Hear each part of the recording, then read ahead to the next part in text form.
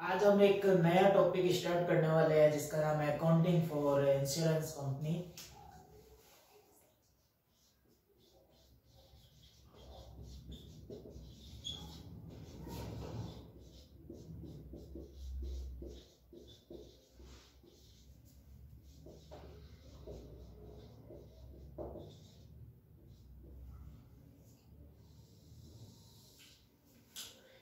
इस टॉपिक में हम दो तरह के इंश्योरेंस के बारे में पढ़ेंगे। पहला होगा आपका accounting for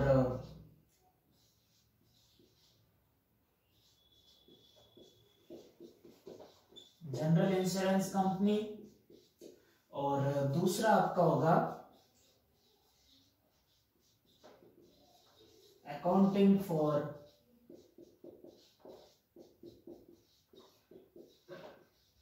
life insurance company. इस वीडियो में मैं आपको जनरल इंश्योरेंस कंपनी की अकाउंटिंग के बारे में बताऊंगा और लाइफ इंश्योरेंस कंपनी की अकाउंटिंग ट्रीटमेंट के बारे में बताऊंगा। लेकिन इससे पहले इस चैप्टर में कौन कौन से वर्ड्स ऐसे हैं जो आपको समझना जरूरी है, पहले मैं उनको क्लियर कर देता हूँ आपको कि वो वर्ड्स कौन कौन से हैं। उनके बारे में अपन डिस्कस करता है, फिर अपन इन दोनों के बारे में डिटेल में डिस्कस करेंगे।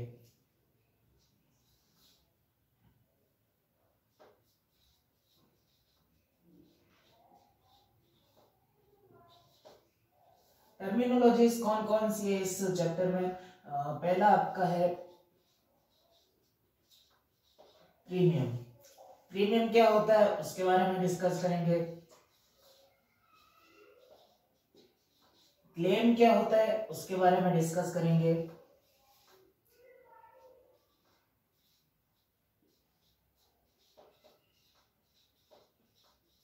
री इंश्योरेंस क्या आता है उसके बारे में डिस्कस करेंगे।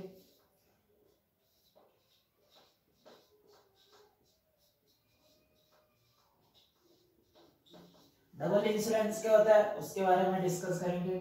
ये ऐसे वर्ड्स है जिनको आपको जानना बहुत ही जरूरी है जब आप ये इंश्योरेंस कंपनी चैप्टर को देख रहे हैं।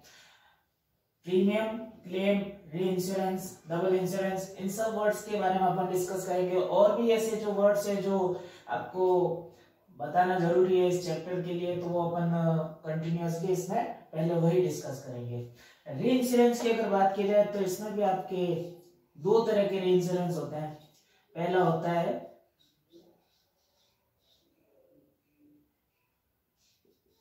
री इंश्योरेंस एक्सेप्टेड और दूसरा होता है री इंश्योरेंस सीडेड। इन के बारे में अपन डिस्कस करने वाले हैं। इन चारों के अलावा दो और ऐसे वर्ड है जिन्हें अपन को समझना होगा इस चैप्टर को स्टार्ट करने से पहले, जो है इंश्योरर और दूसरा है इंश्योर्ड।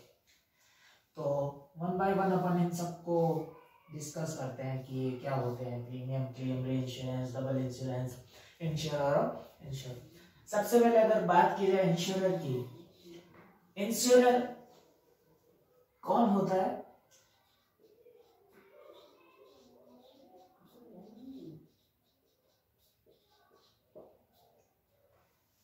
जो बीमा करती है या करता है। जैसे कि इंश्योरेंस कंपनी जो है जो बीमा करती है वो क्या कहलाती है? इंश्योरर। और सेकंड पॉइंट आपका इंश्योर्ड।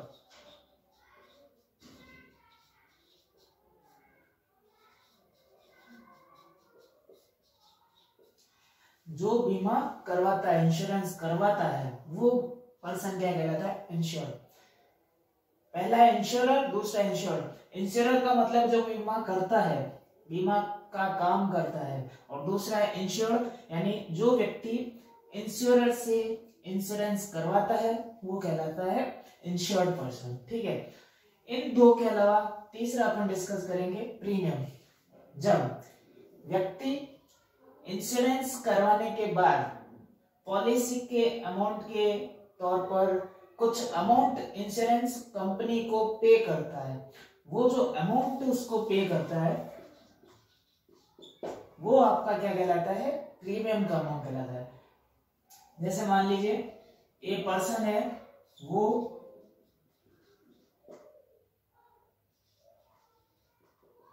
एबी इंश्योरेंस कंपनी से इंश्योरेंस करवा रखा है उसने, या करवाया है, या करवाना चाहता है, ठीक है।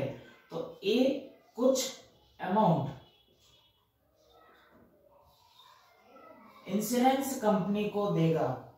वो जो अमाउंट पे कर रहा है, ये जो अमाउंट पे कर रहा है वो एक पॉलिसी के अंदर डिसाइड कर रखा होगा इन्होंने, पहले से एग्रीमेंट इनका बना होता है। वो आपस में डिसाइड करते हैं कि कितना अमाउंट पे करना है, कब करना है, एनुअली करना है, हाफ ईयरली करना है, मंथली करना है, वो सब एग्रीमेंट में लिखा होता है। लेकिन जो एक व्यक्ति है वो एबी कंपनी को जो पैसा दे रहा है वो आपका क्या कहलाता है, प्रीमियम का अमाउंट कहलाता है। नेक्स्ट पॉइंट है आपका क्लेम।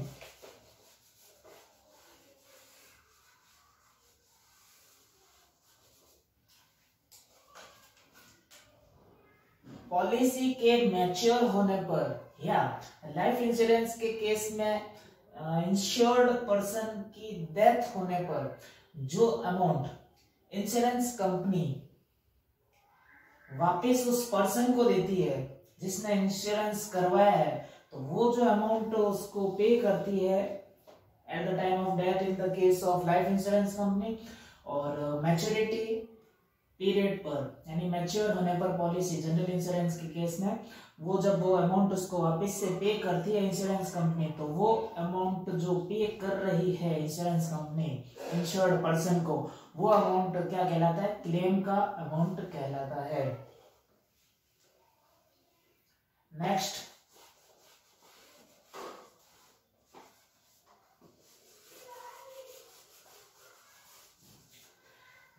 अपन बात कर रहे हैं री इंश्योरेंस की। री इंश्योरेंस और डबल इंश्योरेंस को कभी कभी काफी लोग सेम ही मान लेते हैं, लेकिन ये ऐसा होता नहीं है, दोनों अलग अलग है। डबल इंश्योरेंस की अगर बात की जाए, एक पर्सन है ए, उसने एक कंपनी से यानी जो इंश्योरेंस करती है उस कंपनी से अलग अलग तरह की पॉलिसीज ले रखी है, या एक पर्सन ने 2 या 3 अलग अलग कंपनी से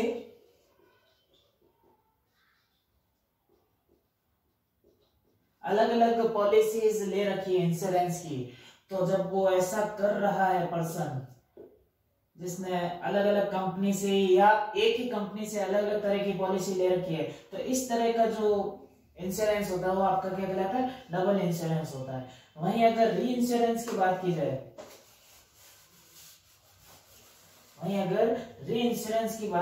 तो ये डबल इंश्योरेंस से अलग होती है, यानी कि दोनों सेम नहीं है। री इंश्योरेंस क्या होता है, एक इंश्योरेंस कंपनी है, इसका नाम है ए इंश्योरेंस कंपनी, वो अपनी लिमिट से ज्यादा का इंश्योरेंस जब उसको मिलता है, यानी जितनी उसकी क्षमता होती है इंश्योरेंस करने की, उतने से ज्यादा का इंश्योरेंस करने का अगर उसके पास कोई ऐसा एग्रीमेंट आता है, तब वो उस केस में क्या करती है, खुद तो कर नहीं पाएगी क्योंकि उसकी लिमिट ही नहीं उतनी है उस अमाउंट को करने की, तो वो क्या करती है, किसी और कंपनी के पास जाके इंश्योरेंस करवाती है। यानी कि एक इंश्योरेंस कंपनी अगर दूसरी इंश्योरेंस कंपनी के पास जाके इंश्योरेंस करवाती है, तो जो कंपनी दूसरी कंपनी के पास जा रही है, यानी ये आपकी फर्स्ट कंपनी हुई और ये आपकी second company, first company second company के पास जाके इंश्योरेंस करवा रही है, ठीक है।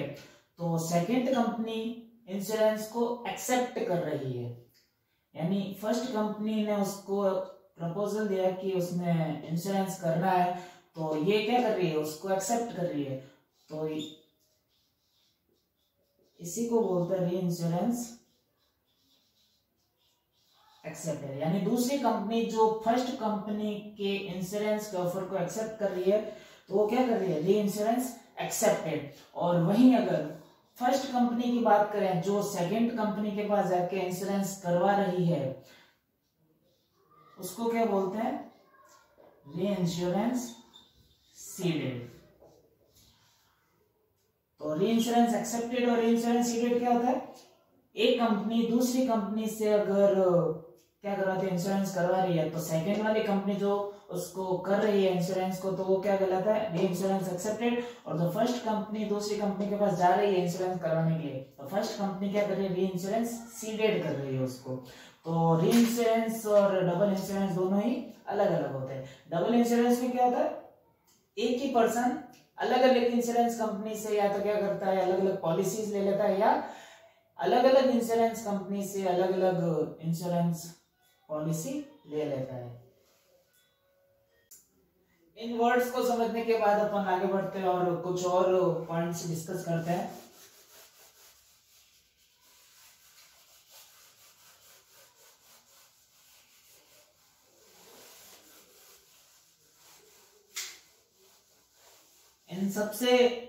इन सब पॉइंट से रिलेटेड मैं कुछ नोट्स बना के डिस्क्रिप्शन में डाल दूंगा, तो आप वहां से जाकर भी इनको थ्योरी देख सकते हैं कि वापस से एक बार रिवाइज कर सकते हैं कि क्या होता है premium, claim, insurance, accepted, seeded क्या होते हैं। इन सब के बारे में आप डिस्कस समझ सकते हो उसको डिस्क्रिप्शन में जाकर देख के।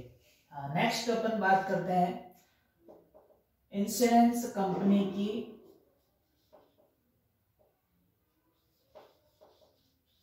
इनकम क्या होती है और इसके एक्सपेंसेस कौन कौन से होते हैं।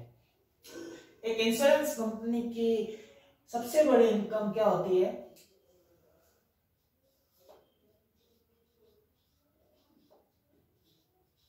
प्रीमियम का अमाउंट उसकी इनकम होती है। और सबसे बड़ा एक्सपेंसेस उसका होता है क्लेम का अमाउंट। ठीक है, प्रीमियम के अलावा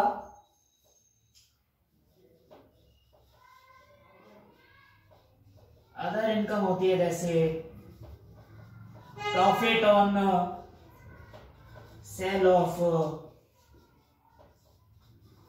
इन्वेस्टमेंट। और एक्सपेंसेस की अगर बात लेते हैं तो उसमें सबसे बड़ी एक्सपेंस क्या होती है इंश्योरेंस कंपनी की? क्लेम का अमाउंट। तो मेनली दो ही पॉइंट्स सबसे बड़े हैं इंश्योरेंस कंपनी के लिए। उसकी सबसे बड़ी इनकम है प्रीमियम का अमाउंट और सबसे बड़ा एक्सपेंस है क्लेम का अमाउंट। फिर एक्सपेंस के अंदर दूसरा उसका एक्सपेंस होता है कमीशन एक्सपेंस। यानी इंश्योरेंस कंपनीज के काफी सारे एजेंट्स होते हैं जो उसके लिए इंश्योरेंस करवाने के लिए पर्सन्स को लेके आते हैं या उनका प्रीमियम कलेक्ट करते हैं, उनको क्लेम का अमाउंट पे करते हैं। तो जो एजेंट होते हैं उनको क्या देना पड़ता है? उसको इंश्योरेंस कंपनी को कमीशन देना पड़ता है। तो ये भी एक क्या हो गया, उसका सबसे बड़ा एक्सपेंस हो गया क्लेम के बाद सेकेंड नंबर पर। फिर तीसरा और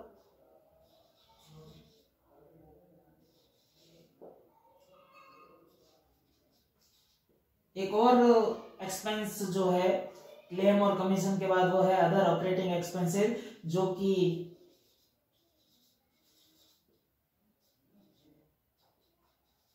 इंश्योरेंस से रिलेटेड होता है। वो आपके किस में आ जाएंगे?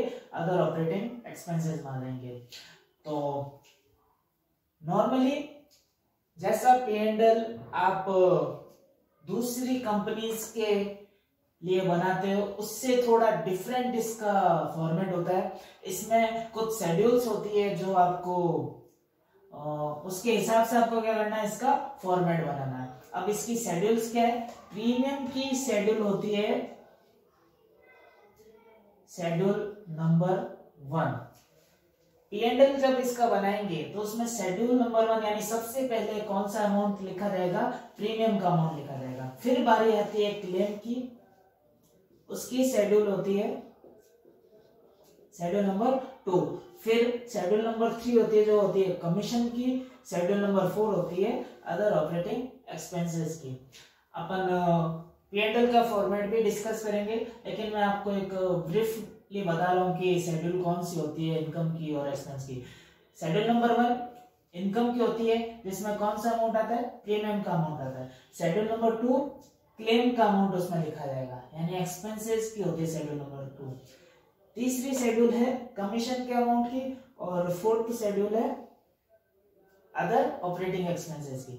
इसके अलावा 5 से लेके 13 तक आपकी बैलेंस शीट की शेड्यूल्स होगी।